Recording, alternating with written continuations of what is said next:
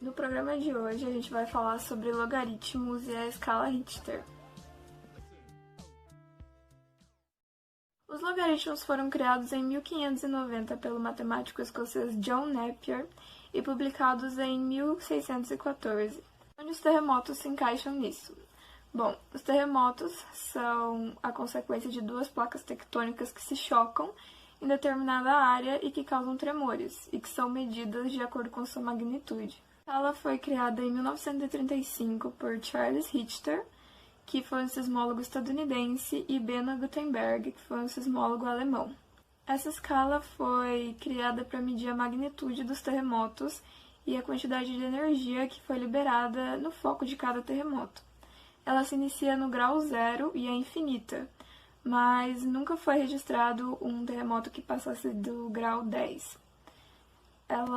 O aparelho que a gente utiliza para medir essa magnitude é um sismógrafo. Bem, essa foi a escala Richter e logaritmos de forma resumida. É isso e até a próxima.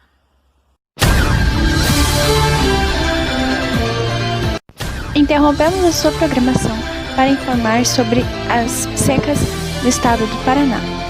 Com o agravamento da crise hídrica no estado do Paraná, nossa equipe passa aqui mais uma vez para reforçar quais medidas podem ser tomadas para diminuir os efeitos dela. Primeiramente, reutilize a água que sai da máquina para lavar as calçadas. E não utilize mangueiras na hora de lavar os carros, utilize baldes. Não deixe as torneiras ligadas e principalmente não demore no banho. Até mais e fique com a programação normal.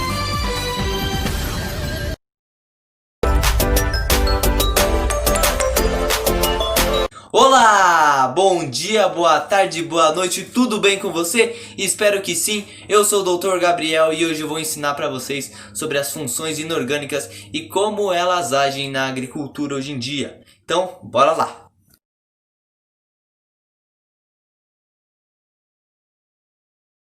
Bom, antes de começarmos a falar sobre como essas funções inorgânicas agem na agricultura, precisamos esclarecer uma coisa: o que são as funções inorgânicas? E é isso que eu vou falar para vocês agora.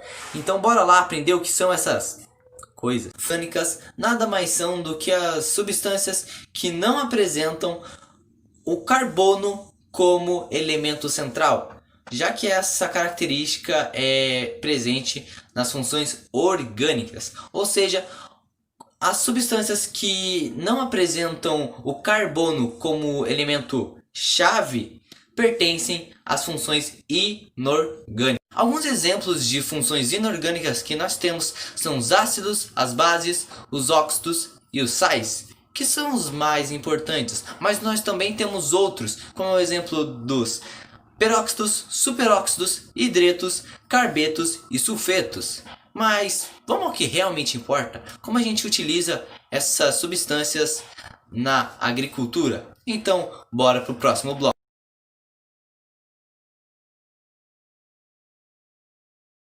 Para começar, vou lhe introduzir falando um pouco sobre os pHs e os sais e como eles influenciam no solo. Como se aplicam esses conceitos ao solo? Simples. Sabe que os alimentos, principalmente os legumes e as frutas que todos nós ingerimos no dia a dia, precisam deles para serem produzidos.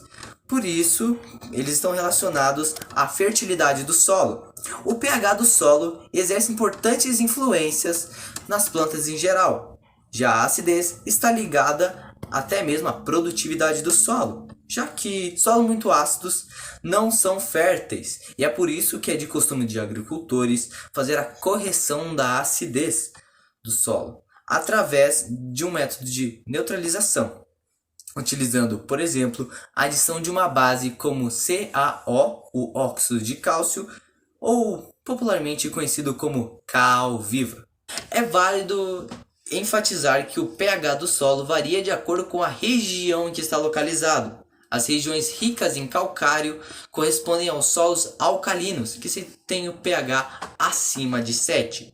Os solos argilosos, que provêm de regiões mais úmidas, como por exemplo a margem de rios e pântanos, são ácidos, já que seu pH é menor que 7. Para a correção da acidez, é apenas uma curiosidade, Para a correção da acidez do solo, nós utilizamos os fertilizantes corretivos.